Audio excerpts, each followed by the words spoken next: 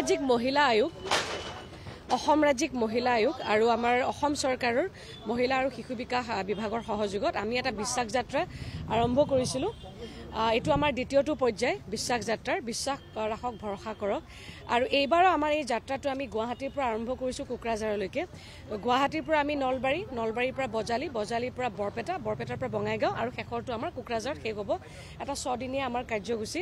আৰু এইবাৰৰ যাত্ৰাটো আমি আমাৰ অসমৰ মাননীয় মুখ্যমন্ত্ৰী ডক্টৰ হিমন্ত বিশ্ব শৰ্মা ডাঙৰীয়াদেৱে যোৱা দিনত তেখেতসকলে বিধানসভাত বহুবিবাহ নিবাৰণৰ ক্ষেত্ৰত যিখন বিধেয়ক আনি গৃহীত হ'ল আৰু এতিয়া আইনলৈ পৰিণত হ'ব। গতিকে এই যিটো এটা ডাঙৰ আৰু শক্তিশালী সিদ্ধান্ত গ্ৰহণ কৰিলে মহিলাসকলৰ সুৰক্ষা নিশ্চিত কৰাৰ ক্ষেত্ৰত, গতিকে তেখেতক কৃতজ্ঞতা আৰু ধন্যবাদ জনাই আজি আমাৰ এই বিশ্বাস যাত্ৰা, আমাৰ এইবাৰৰ যাত্ৰাটোত আমি তেখেতসকলক শ্ৰদ্ধা কৃতজ্ঞতা জনাই আমি আৰম্ভ কৰিব লৈছোঁ। গতিকে বহুবিবাহটো এটা ব্যাধি আমি সকলোৱে জানো আৰু এই ক্ষেত্ৰত বহুত সমস্যা, বহুত গোচৰ লৈ আমাৰ মহিলা আয়োগত বহুত কেছ এতিয়াও ৰেজিষ্টাৰ হৈ আছে আৰু থানাসমূহতো বহুত আছে, আদালততো বহুত আছে। গতিকে মই ভাবোঁ যে মাননীয় মুখ্যমন্ত্ৰী মহোদয় ইয়াৰ আগতেও বাল্য বিবাহৰ ক্ষেত্ৰত খুব শক্তিশালী সিদ্ধান্ত গ্ৰহণ কৰিছিল, যিটো নেকি ভাৰতবৰ্ষৰ কোনো ৰাজ্যত ৰাজনীতিৰ ঊৰ্ধত থাকি কৰিব পৰা নাছিলে। গতিকে ৰাজনীতিৰ ঊৰ্ধত থাকি তেখেতসকলে বাস্তৱায়িক ৰূপায়ণ ক্ষেত্ৰত এটা সিদ্ধান্ত গ্ৰহণ কৰিলে আৰু এইবাৰ এছেম্বলিত তেখেতসকলে বহুবিবাহ নিবাৰণৰ ক্ষেত্ৰত এই যিখন উত্থাপন কৰি বিলখন আনিলে। গতিকে আমি তেখেতক বহু কৃতজ্ঞতা জনাইছোঁ মহিলা আয়োগৰ ফালৰ পৰা আৰু প্ৰত্যেকগৰাকী মহিলাই চিৰদিনৰ কাৰণে মাননীয় মুখ্যমন্ত্ৰী মহোদয়ক মনত ৰাখিব, কৃতজ্ঞতা জ্ঞাপন কৰি থাকিব। আৰু আমি বিচাৰিছোঁ যে প্ৰত্যেকগৰাকী মহিলাই স্বাভিমানেৰে আত্মবিশ্বাসেৰে তেখেতসকলে জীয়াই থাকক। আৰু এই বিশ্বাস যাত্ৰাৰ জৰিয়তে আমি উইমেন হেল্পলাইন 181 আৰু মহিলা আয়োগৰ কি কাম, মহিলা আয়োগৰ পৰা কেনেকৈ মহিলাসকলে তেখেতসকলে নিৰাপত্তা হওক বা সুৰক্ষাজনিত সেৱাসমূহ গ্ৰহণ কৰিব পাৰে, এই ক্ষেত্ৰত এই ধৰণৰ সজাগতা লৈ পেলাই আমি এই যাত্ৰা আৰম্ভ কৰিছোঁ।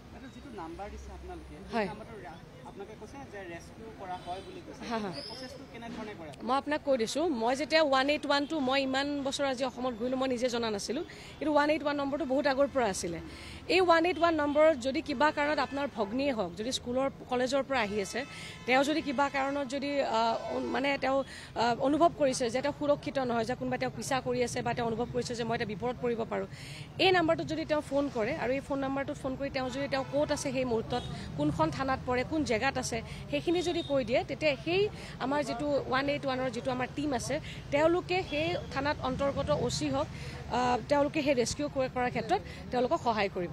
তাৰোপৰি 181ত আৰু অন্যান্য যদি ঘৰুৱা হিংসাত ক'ৰবাত নিৰ্যাতন বলি আছে, মাৰপিট চলি আছে, যদি ৰেস্কিউ কৰিব লাগে, গতিকে আমাৰ 1 ষ্টপ চেণ্টাৰ আছে এটা, প্ৰত্যেকখন ডিষ্ট্ৰিক্টতে আছে।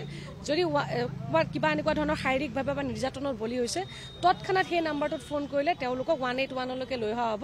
তাত চিকিৎসা প্ৰদান কৰা হয়, তাক ন্যায়িক সুবিধাবিলাক দিয়া হয়, চিকিৎসা প্ৰদান কৰা হয়। গতিকে এই 181 নম্বৰটোত ফোন কৰিলে আপোনালোকে ভাৰতীয় আমাৰ সাংবিধানিক ব্যৱস্থাত মহিলাসকলৰ যিখিনি অধিকাৰ আছে, ন্যায় সম্পৰ্কে যদি কিবা জানিবলৈ আছে, ভাৰত চৰকাৰ হওক বা অসমৰ কিবা যদি মহিলা সম্পৰ্কীয় যদি আঁচনি সম্পৰ্কে জানিব লাগে, এই 181 নম্বৰত ফোন কৰিলে আপোনালোকে গোটেইখিনি বিতংভাৱে তথ্য লাভ কৰিব। আৰু আমাৰ মহিলা আয়োগৰ তৰফৰ পৰা আমি নাম্বাৰ এটা আমি মুকলি কৰিছোঁ। সেই নাম্বাৰটো বাৰু আমাৰ ইয়াতে নাই, কিন্তু ছ'চিয়েল মিডিয়াত আমি কৰি আছোঁ। যে ৰিচেণ্টলি আমি দেখা পাইছোঁ যে বহুত এতিয়াও আত্মহত্যা হৈ আছে। এতিয়াও মহিলাবিলাক ক'ৰবাত কিবা এটা ক্ষেত্ৰত যি কাৰণ যিয়ে নহওক, কিন্তু আমাৰ কেছ বাঢ়ি গৈ আছে থানাত। গতিকে প্ৰতিটো কেছেই যে থানাত যাব লাগিব, প্ৰতিটো কেছতে যে আদালত যাব লাগিব। গতিকে আমি বিচাৰিছোঁ যে প্লিজ প্ৰত্যেকখন ডিষ্ট্ৰিক্টত মহিলা এটা কোষ এটা আছে। আমাৰ গুৱাহাটীত আমি আছোঁ মহিলাসকল, আমি বিচাৰিছোঁ যে প্লিজ কামটো আছে, আমাৰ তাতে আহক। অন্ততঃ আত্মহত্যাৰ নিচিনা কাম কৰিব নালাগে, হত্যাৰ নিচিনা ঘটনাবিলাক সংঘটিত হ'ব নালাগে, মহিলাৰ ক্ষেত্ৰতে হওক বা পুৰুষৰ ক্ষেত্ৰতে হওক। গতিকে এইখিনি আমি বাৰ্তা লৈ পেলাই আমি আগবাঢ়িছোঁ। গতিকে আপোনালোক প্ৰত্যেকৰে সহায় সহযোগিতা বিচাৰিছোঁ।